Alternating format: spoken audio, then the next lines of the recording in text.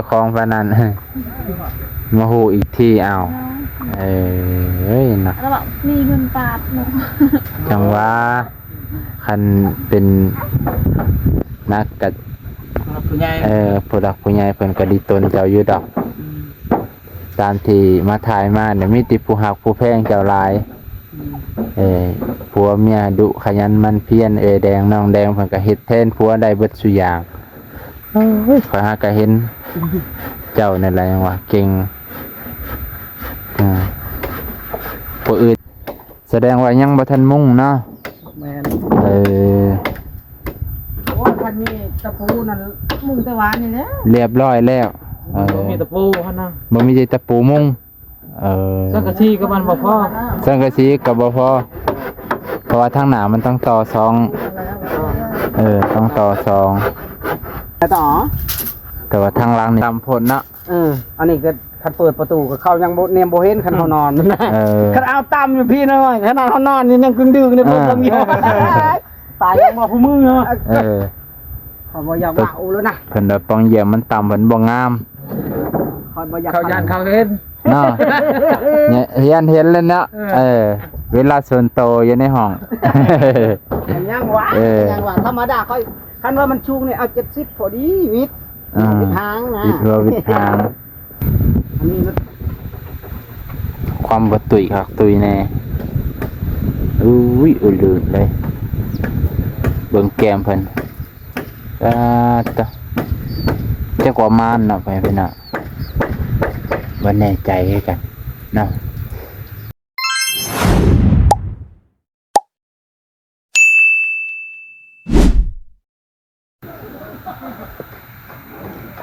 สบายดีพ่อแม่พี่น้องเบิดสุขุสุคน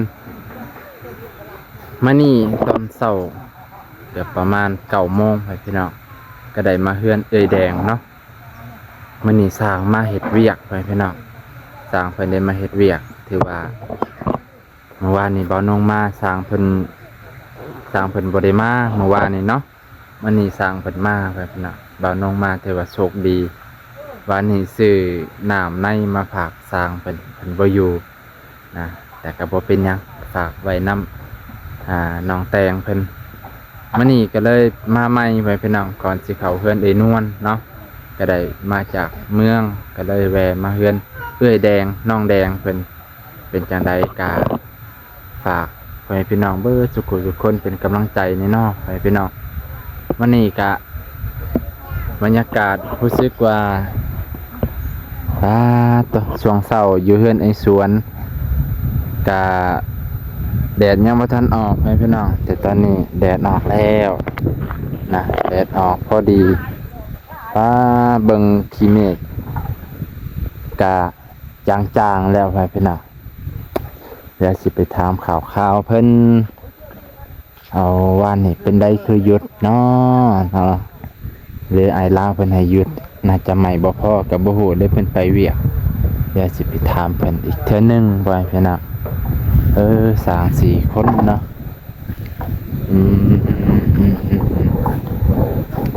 ได้ให้ก็ใส่ก่อนตั้งอ่ะซะก็70นี่เพิ่นบอกหลายสิบโลสบายดีตอนเช้าเด้อสบายดีวันนี้มาหาบ่เห็น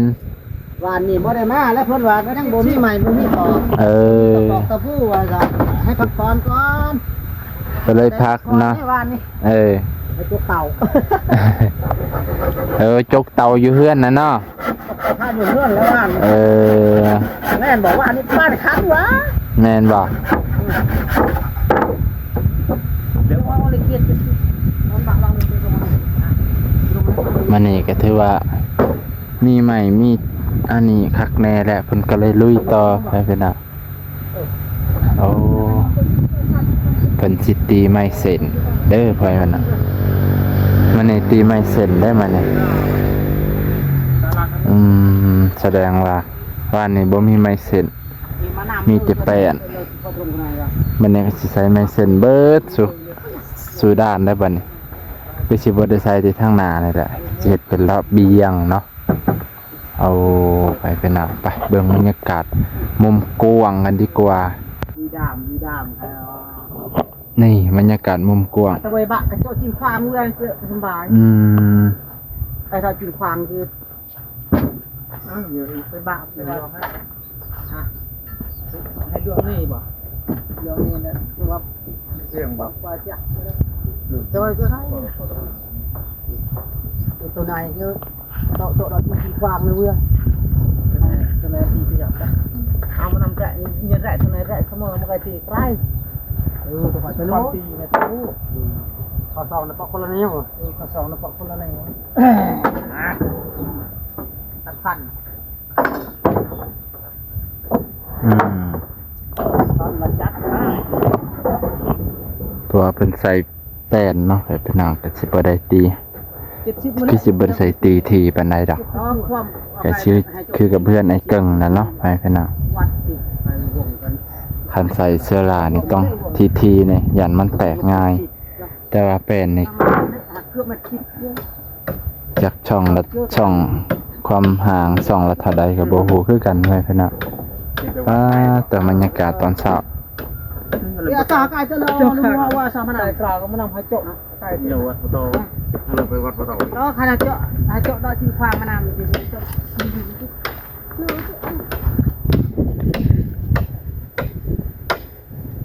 เป็นได้ถากเสาเพราะว่าเสามันบ่เพียงไว้พี่น้องสิได้เอาไม้เส้นถาบใส่ให้มันตรงให้มันแจบกับเสาว่าซั่นล่ะ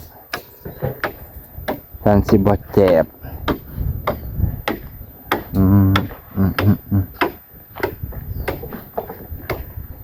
แสดงว่ายังบ่ทันมุ่งเนาะแม่นโอ้คันนี้ตะปูนั่นมุ่งแต่หวานนี่แหละเรียบร้อยแล้วบ่มีตะปูหั่นน่ะบ่มีตะปูมุ่งสังกะสีก็มันบ่พอ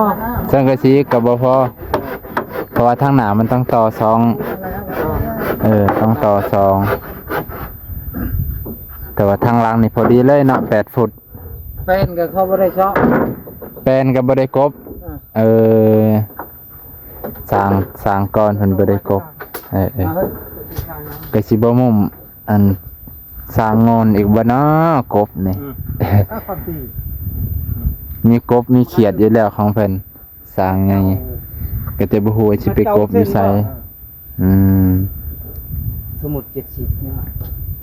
อันนี้กินแล้ว70เดี๋ยวฮะกิน70ไปเด้อ70เลยตัวไหนสมุดให้คันจริงอัน70นะ70นะ70มาไล่แม่นนึงเท่าใดแม่นนึงเท่าใด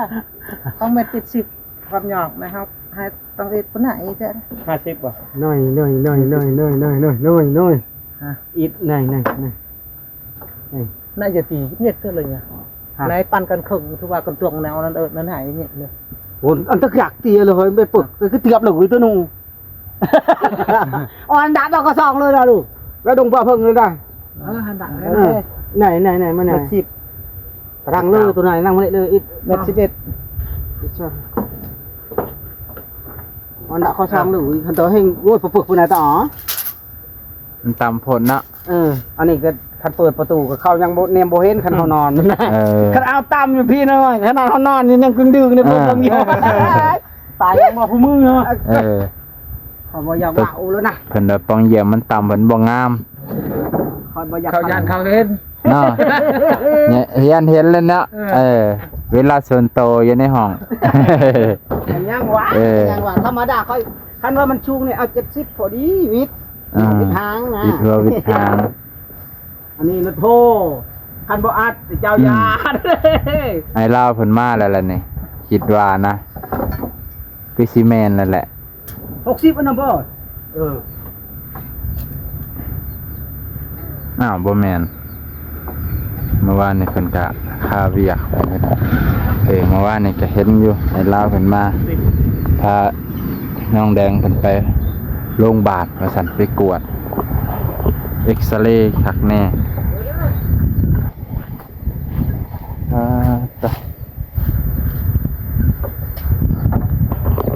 มันนี่ตีไม้เส้นอ้อมคักแน่ คือสิแล้วอยู่ดอกแม่ เดี๋ยว พี่น้ ตั อง ดเลย เนาะ ขาดเด้อเอามาว่าตัดเลย ตัดเลยคือสิตัดขาดเลยเนาะผม ตัดบ่ขาดดอกอย่าตัดเลยฉัน ตัดเลยเด้อตัดเลยตัดขาดอ่ะฮะ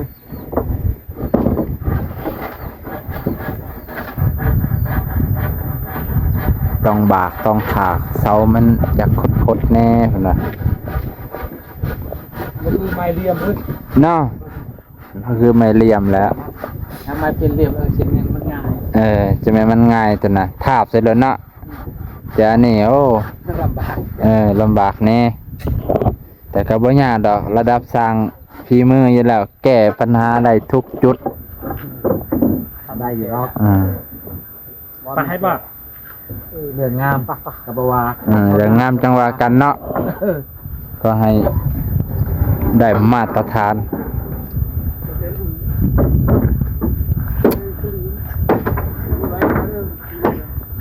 เจ้าของเฮือนอยู่บ่เนาะนี่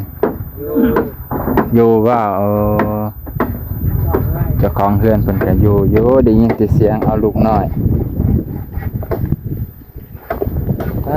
ตัวไปก็ว่าสะออนหมูน้องแดงเพิ่นตุ๋ยพี่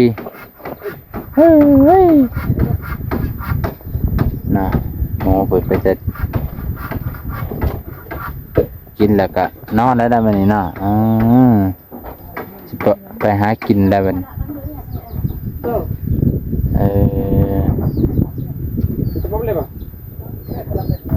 ดังจนแอนเลยพี่น้อง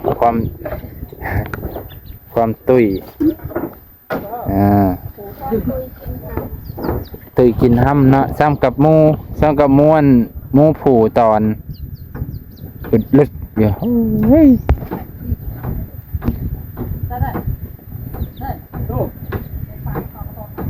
เต้ป่ะเต้น่ะ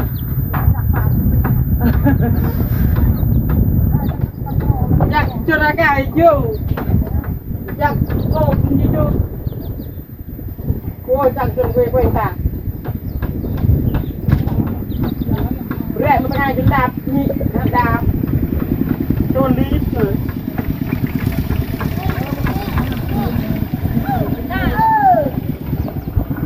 นะแต่พี่น้องยมชมบรรยากาศตอนเช้าจ้ะเอาบายจากลูกผู้ใดเราบอกว่าอายนั้นถ่ายเลยเหรออายมีหน้าที่ถ่ายตัวขาขาเลยพี่น้องเดี๋ยวมันนี่คือสิเป็นจิตดีแล้วอีดอกนะพอเป็นจิตดีในครั้งนี้คือครั้งนั้นแล้วก็ครั้งพ้นตีเบิดแล้วก็คือสิเตรียมมุ้งไปนะมุ้งกระถาตะปูเด้อไปนะถ้าผู้ใดอยากซอยขาตะปอกตะปูซอยทางบ่าวลาวนี่แหละไปนะเพราะว่าเพิ่นก็มาหลากหลายลาวเพิ่นก็บ่ว่าจะเฮือนนุเอ้ยพ่อแน่เฮือนแดงแน่ว่าต่อนะคือว่าแล้วเนาะ FC ก็มาจากช่องบ่าวลาวเพิ่นก็ซอยทางบ่าวลาวแน่ก็บ่ว่ากันส่วนหลาย FC ก็มาจากช่องบ่าวลาวช่องบ่าวแสนไปพี่น้องเนาะเพิ่นก็เทื่อก็ผู้เบิ่งผู้ชมกันคนเดียวกันทางช่องน้อยช่องใหญ่แต่ว่าน้องอาจจะอยู่ไกลก็เลยอัปเดตไว้แน่ไปพี่น้องเนาะตัวน่ะเห็นบ่ว่าขาดคำความบ่ตุยคักตุยแน่อุลืมเลยเบิ่งแก้มเพิ่นตัวจักว่ามานเนาะไปพี่น้องบ่แน่ใจคือกันเนาะแล้วทางน้องมาผัดจอยแข็งแยงอยู่แบบนั้น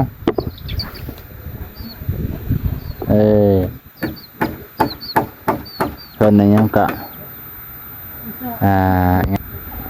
อันเพิ่นว่าคำว่าเพิ่นน่ะ แม่นบ่ฟังพี่น้องหมูเฮ็ดหน้ามากินข้าวแต่ว่าหมูเฮ็ดหน้าก็เลยได้ตุ้ยดีโอ้เหยียดแข้งเหยียดขาได้บัดนี้เอาเหยียด เอาแม่โอ้ย อยากนอนเลยพี่น้องเมื่อวานนี่ได้ยินว่าไปห้องหมอถามอ้ายเพิ่นก็ได้มาสบายดี กินในบ้างคือลิง นั่นแหละอาหารข่อยก็กินกล้วยคือกันโอ้จะเพิ่นถอดเนี่ยก็เพิ่นว่าโศพที่นอนไปซักไปพี่น้องเป็นตะแพงแต่ลูกจะจืนหน้าพ่อหน้าแม่ได้แล้วนี่เนาะเป็นจังได๋ว่านี่คือว่าไปเอ็กซเรย์บ่ทานหมอว่าจังได๋ ยังบ่ทันใหญ่เราอ่ะ เป็นหยังเป็นโรคหยัง เรายังก็เล่นลูกโอเค กบกินเดือนยังบ่แม่นหยังกบกินเดือนบ่ได้ โอเคมาเลี้ยงกินเลือดนะบ่ ม้ามป้ามบ่หรือเป็น อันนี้เราไม่ได้เป็นธรรมดา บ่นักโอ้ยแต่ว่าผู้เป็นน่ะติคิดหลายเติบเลยเนาะต้องไปกวดดีไซน์วันนี่เก่งต่อเพิ่นบอก ท่านมาเร็วดิ ทานหมอแววพี่น้องไกลๆนี่เห็น เตอร์แม่นที่นี่ ด็อกเตอร์ทานหมอแววมองนั่นเป็นมองคลินิกที่เขตนี่ผู้จักกันดีไว้ใจเพิ่นดีเพิ่นกวดดีมาตรฐานอยู่ไว้พี่น้องแถวเขตนี่ไปมองหันเบิดยังบ่ใหญ่เพิ่นก็เอายาให้นี่ให้กินเนาะกินยาบำรุง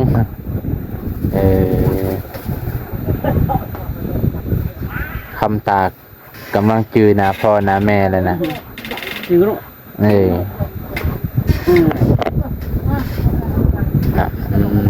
มันไม่ยากเลยนะ ว่าแสดงว่าคนเป็นคนอารมณ์ดี เป็นคนอารมณ์ดีนะอย่าให้หยอกมักเล่น จะอยากเอามันถ่ายรถ ใหญ่มานี่ยันเว้าเป็นแววๆอยู่นี่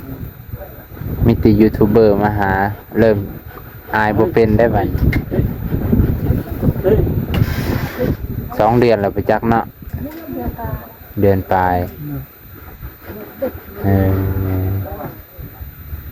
เป็นน้องเพิ่นวันนี่ไปหาหมอไปพี่น้องเพราะว่าเห็นเบาลาวอยู่เฮือนเอ่ยพรก็เลยถามว่าเพิ่นเคยได้มาคำเพิ่นว่าพาน้องแดงไปหาหมอไปกวดเอ็กซเรย์บ่เลยกวดซื่อๆนี่แหละเนาะ สรีนะ เอ็กซเรย์เลยเนาะแต่ว่าหมอท่านว่ายังน้อยอยู่น้อยบ่รักษาบ่ได้บ่เนาะ ได้อยู่นะ ไปเป่า ได้มันคือ เป็นดี มันว่ามันเป็นย้อนมะเร็งกินเลือดนะ บ่แม่นมะเร็งกินเลือดเนาะแต่ว่าบ้านเฮาสิหลายเป่าเนาะเป่าแถวบ้านเฮานี่ผู้ใดเป่าเป็น มะเร็งกินเลือดนี่เป่าก็บ่ได้นี่มันไม่ อันนี้บ่แม่นมะเร็งกินเลือดแต่ชื่อบ่ได้ว่ามันเป็นหยัง เป็นทำนะมีทำกุญแจเขาโอนแบบว่าดูนี่กิมีมันเจ็บนะ แบบว่าคือกะอนามิดหยังก็อะมิดานบ่แม่นเนาะแบบว่ายามเฮาเจ็บแข้งเจ็บขาแล้วมันสิมาเจ็บขาหมองนี่เนาะ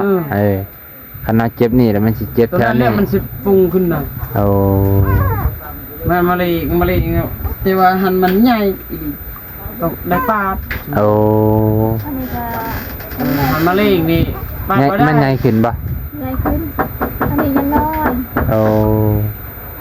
ตั้งแต่คลอดพุ่นนี้มากันตอนนั้นก็บ่ได้เอะใจเนาะไปสิมางมข้าวคอเจ้าของปานนั้น มาฮู้อีกทีอ้าว น้อย เอ้ยเนาะ แล้วบอกมีเงินปาดหนู จังว่าคันเป็นนักกัด ผู้ใหญ่ ผู้ดักผู้ใหญ่เพิ่นก็ดีตนเจ้าอยู่ดอกตามที่มาถ่ายมาเนี่ยมีติผู้หักผู้แพงเจ้าหลายผัวเมียดุขยันมันเพียรแดงน้องแดงเพิ่นก็เฮ็ดแทนผัวได้เบิดซุอย่างข้อยหาก็เห็นเจ้านั่นแหละว่าเก่งผู้อื่นนี่ห่วยบ่แม่นตั้งว่าวเด้คันผัวเฮ็ดแล้วเมียเนี่ยโอ้ยเทวดาไปแล้ว แต่ว่าเจ้าเนี่ยเฮ็ดแทนอ้ายเพิ่นได้อ้ายเพิ่นก็เฮ็ดแทนน้องได้คล้ายๆแบบผู้ชายก็เป็นผู้หญิงได้นะแบกข้าม3รอบ ได้บ่ ได้เบิดหาบกุหาบนี่บ่รังเกียจซักผ้าซักแพรก็ซักบ่ได้เนาะแต่ว่าสุดยอดเลยไอ้แจงหายากผู้ชายแบบนี้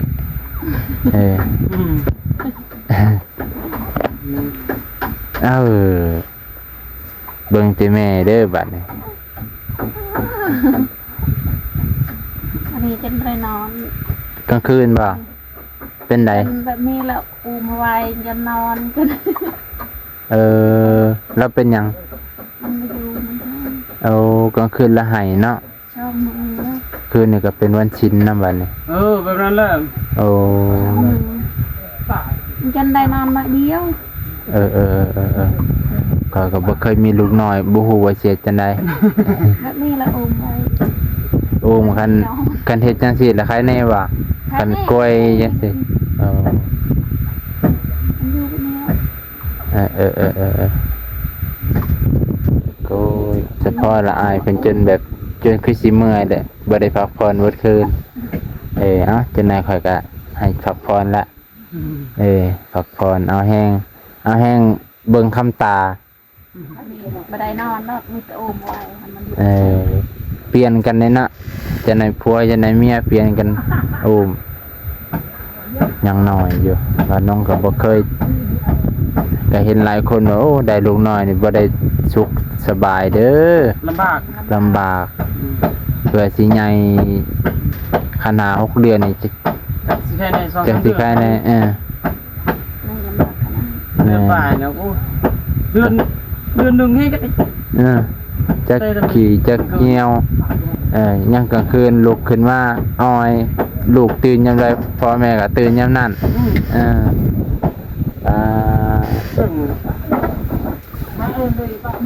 ที่ลำบาก นะโอเคพักผ่อนก่อนสบายดี